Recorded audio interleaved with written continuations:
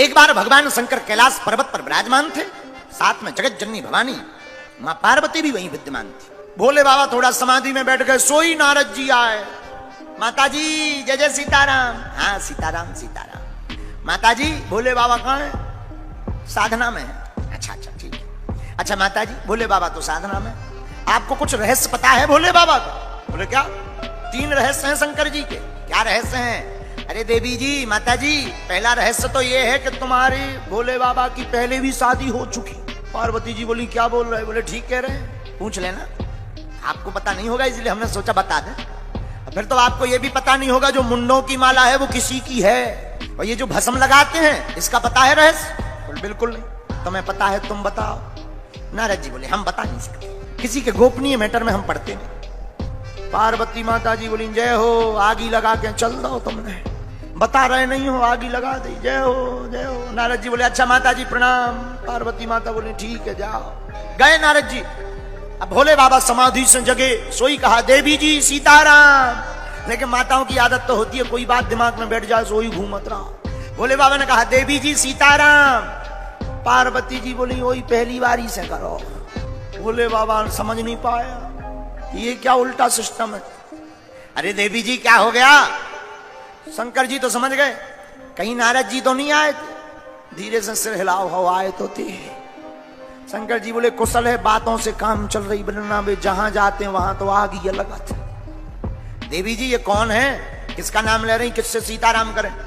महाराज आज बाद में सीताराम होगी, हमने सुना है आपकी पहले भी शादी हो चुकी है, बताओ किससे हुई? अच्छा और कोई प्रश्न? हाँ महाराज ये मुंडों की माला किसकी है? और कोई प्रश्न?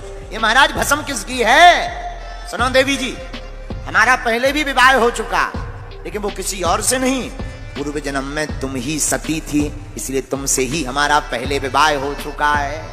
अच्छा महाराज ये मुंडों की माला, ये मुंडों की माला भी तुम्हारी ही है? हमारी? देवी हम तुमसे इतना प्रेम करते हैं, जब भी तुम्हारा शरीर त्याज्य होता है, जब तुम चली जाती हो तो देवी हम तुम्हारे बिना रह नहीं पाते, इसलिए तुम्हारे मुंड को उठा करके हम अपने हृदय के पास लटका देते हैं। अच्छा महाराज ये भस्म? बोले ये रघुनाथ ये राम नाम के प्रभाव की भस्म। अच्छा महाराज शंकर जी भस्म क्यों लगाते हैं? एक बार एक मुर्दा जा रहा था, मुर्दा के पीछे बहुत से लोग गांव वाले, एक आदमी मर गया जिसका नाम था टिल्लू गुरु।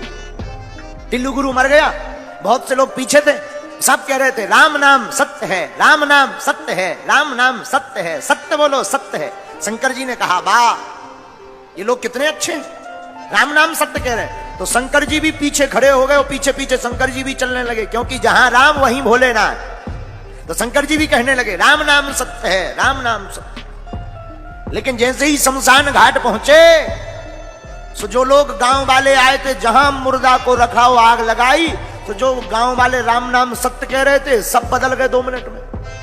अब तो खुसर फुसर करने लगे एक दूसरे से। अच्छा भैया तुम्हें कब पता लगा ये कैसे मर गए गोपाल टिल्लू गुरु? सो दूसरा बोला अरे भैया क्या बताएं, हम तो दुकान जा रहे थे, तब तक बच्चा दौड़ते हुए आया कि पापा पापा पापा पापा टिल्लू गुरु तबक गए।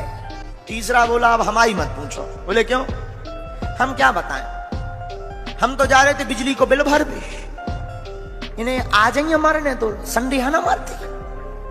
अब प्लांटी इनको बाप दे दिया, प्लांटी। और शंकर जी बोले यार अभी कह रहे थे राम नाम सत्य, अब कहीं दुकान याद आ गई, कहीं मकान याद आ गया, कहीं बिल याद आ गया, ये तो सब फर्जी है। लेकिन शंकर जी ने देखा कि जिसके कारण ये राम नाम सत्य कह रहे थे वो तो बेचारा जल ही गया।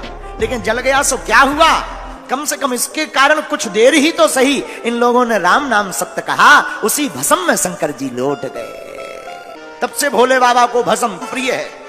भोलेनाथ बोले राम जी के कारण हमारे शरीर में भस्म है, पर देवी जी तुम्हारे मन में ये कौतुक क्यों जगा? पार्वती जी बोली महाराज और तो सब ठीक है, आपने ऐसा कौन सा रस पी लिया है कि आप मरते ही नहीं हो, केवल हम मरते हैं। कौन सा रस पी लिया? हाँ बात अच्छी। देवी जी हमने अमर कथा का पान किया है। देवी हमने भगवान की अमृत रूपी कथा का पान कर रखा है, इससे क्या होता? मृत्यु पर विजय प्राप्त की जाती। महाराज हमको भी सुनाओ। ठीक है देवी जी सावधान पूर्वक सुनना। जी महाराज। भगवान ने माता पार्वती जी को सामने बैठाया और अमर कथा कहते हैं भगवान की मंगलमयी कथा ही अमर कथा है। सुनाना प्रारंभ किया, डमरू को बजाया, कथा के सब अधिकारी नहीं होते। बोले कौन?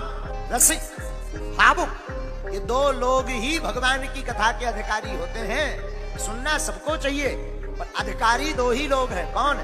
एक तो जो भगवान के रस में डूब गया और दूसरा जो भगवान की भक्ति में भाव में भर गया। ऐसे लोग ही भगवान की कथा के अधिकारी हैं।